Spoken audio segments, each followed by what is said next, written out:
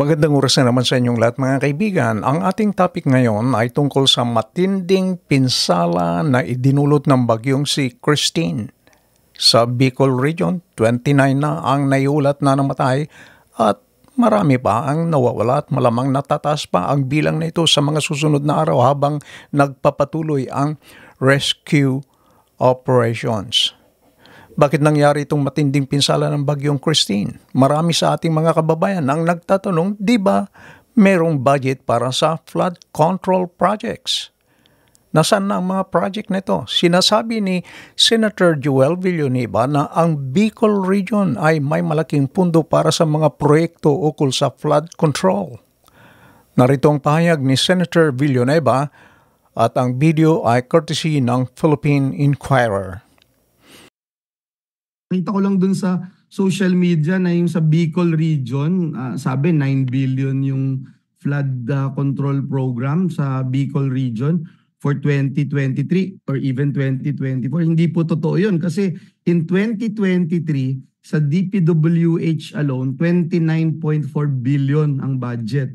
This year, for Bicol Region 2024, ang budget for flood control ng DPWH ay 31.9 billion. So 2023 and 2024, meron kang 61.42 billion na budget for flood control in Bicol Region alone. So ito dapat tignan nating mabuti sa budget deliberation kung saan ba talaga napupunta ito. May impact ba talaga itong ginagawang flood control projects and programs ng ating pamahalaan. Very concerning yung na hindi lang, I mean all parts of the country are now affected, no? Parang makikita natin doon klarong-klaro na hindi na po uubre yung mga band-aid solutions and itong mga relief operations na laging ito na lang yung pag-iisip natin na o sige band-aid solutions tapos o pagka nabaha bigay tayong relief goods o dalhin sa evacuation centers. Hindi naman gusto ng mga kababayan natin nagpupunta sa evacuation centers or pumipila for relief goods. Kaya kailangan talaga, again, we reiterate yung call natin for a integrated and comprehensive master plan ng ating programa para i-address ito.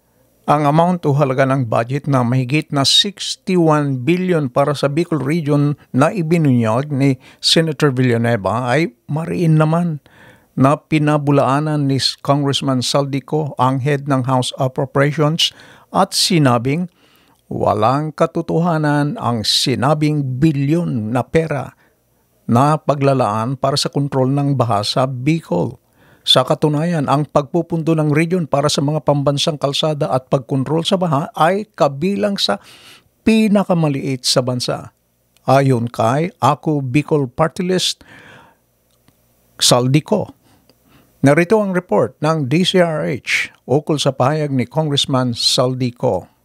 Sa iba pang mga balita, pinabulaanan ni Ako Bicol Party List Representative Elizalde ang kumakalat na sa social media na may bilyong-bilyong pisong pondo umano para sa flood control project sa Bicol Region. Depensa ng kongresista, ang naturang balita ay fake news lamang. Ang buong detalye sa ulat ni Milky Rigunan. Maring itinanggi niya Ako Bicol Party List Representative Elizalde, Chairman ng House Committee on Appropriations, ang kumakalat sa social media na meron daw bilyong-bilyong pisong pondo para sa flood control projects sa Bicol Region. Ayon kay fake news ang naturang balita dahil sa katunayan niya, isa umano sa pinakamaliit ang alokasyon ng Bicol para sa National Road and Flood Control Projects. Sabi ni ang prioridad ng gobyerno at ni House Speaker Martin Romualdez ay ang pagsasama o convergence ng flood control sa water management ng National Irrigation Administration para palakasin ang food security. Binigyang diin ko ang bawat proyekto para sa pagbaha ay konektado sa irrigation facilities ng NIA para matugunan ang pangailangan sa patubig na mga sakahan. Sa panalasa ng bagyong Christine, lubang na apektuhan ng Bicol ng pagbaha, landslide at malawakang pagkawala ng serbisyo ng kuryente.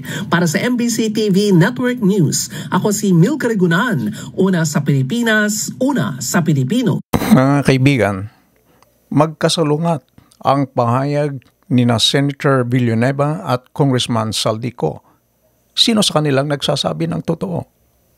Mga kaibigan, kayo na ang humusga. Maraming salamat sa inyong panonood. Hanggang sa muli. Bye-bye!